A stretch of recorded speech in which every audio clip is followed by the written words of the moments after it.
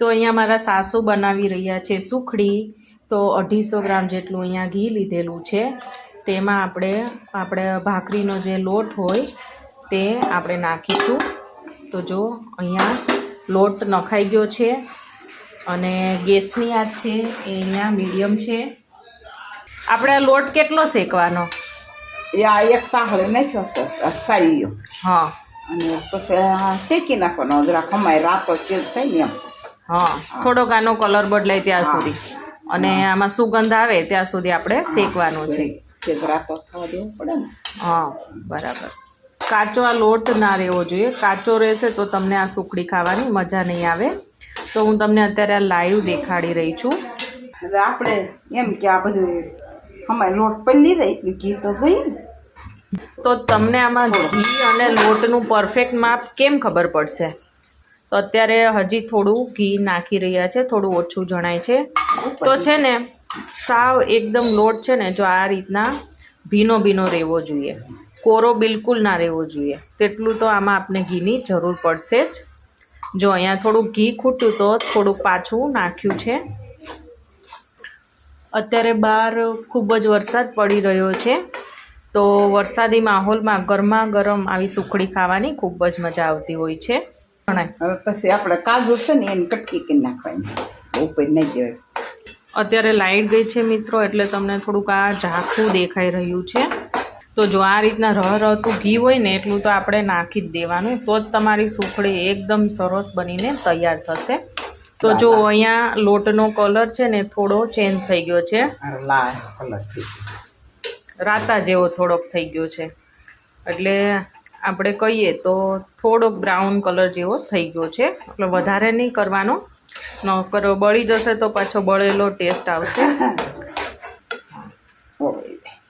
તો આમાં હારોહાર જ આપણે ગોળ નાખી દઈશું। લોટ સરસ શેકાઈ ગયો છે અને આખા ઘરમાં તેની સુગંધ છે ને અહીંયા આવી રહી છે। તો આ રીતના થોડોક રાતા જેવો થઈ જાય અને આખા ઘરમાં સુગંધ આવે એટલે સમજવાનું આપણો લોટ છે ને એકદમ સરસ એવો શેકાઈ ગયો છે। અને અહીંયા અટકળે જ આપણે ગોળ આની અંદર જ એડ કરી દઈશું। તો મારા સાસુએ હમણાં કીધું એમ તમે જેટલું ગળ્યું ખાવાનું પસંદ કરતા હોય ને એ પ્રમાણે તમારે નાખવાનું। તો અત્યારે આ બધું ધકતું હોય ને એટલે સરસ ગોળ છે ને એ ઓગળી જશે। એટલે અહીંયા ગેસની ફ્લેમ આપણે જો અહીંયા બંધ કરી દીધી છે। હવે આ રીતના આપણે હલાવશું ને એટલે ગોળ તો છે ને ઢીલા જેવો જ છે, એટલે જો આ રીતના ઓગળી જશે। તો તમે આ ગોળની જગ્યાએ પેલો વ્હાઈટ ગોળનો પણ ઉપયોગ કરી શકો છો, પરંતુ આ દેશી ગોળ છે ને એનો ટેસ્ટ છે ને એ ખૂબ જ સરસ આવતો હોય છે આમાં। તો હું તો સજેસ્ટ કરીશ કે તમે આ દેશી ગોળ જ આમાં નાખજો। તો જો છે ને અહીંયા આપણે 5 થી 7 મિનિટ જેવું આ રીતના મિક્સ કરશું ને એટલે એકદમ સરસ એવું આ મિક્સ થઈ જશે અને ગોળ છે ને આપણો ઓગળી જશે। તો ફ્રેન્ડ્સ અહીંયા જો આ રીતના છે ને ઘી ઉપર આવી ગયું છે અને ગોળ છે સાવ ઓગળી ગયો છે। તો અત્યારે તમે ટેસ્ટ પણ આમાં કરી શકો છો, કેમ કે આપણે આમાં કોઈ ચાસણી નથી લીધી। ના રે ઉપર લોટ શેકેલ ઉપર નાખી દેવાનું।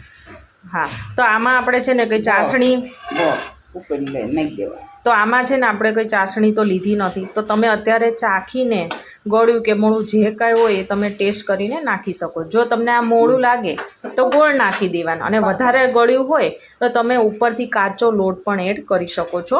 તો થોડાક લોટમાં એમ કંઈ વાંધો આવતો નથી। અને હવે છે ને આપણે આ થાળીમાં સુખડી પાથરી દઈશું। જો ફ્રેન્ડ્સ આ રીતના। તો આમાં મારા સાસુએ કંઈ ઘી કે તેલ આ થાળીમાં નથી લગાડ્યું। તો આ એમની ટ્રીક છે કે જેનાથી જે લોકો બનાવતા હોય છે। તો જો આ રીતના બધું મિક્સચર છે એ આપણે થાળીમાં એડ કરી રહ્યા છીએ। તો સુખડી બનાવવી તો એકદમ આસાન છે। જો તમે આ રીતના બનાવશો ને તમારે એકદમ સરસ એવી બનશે।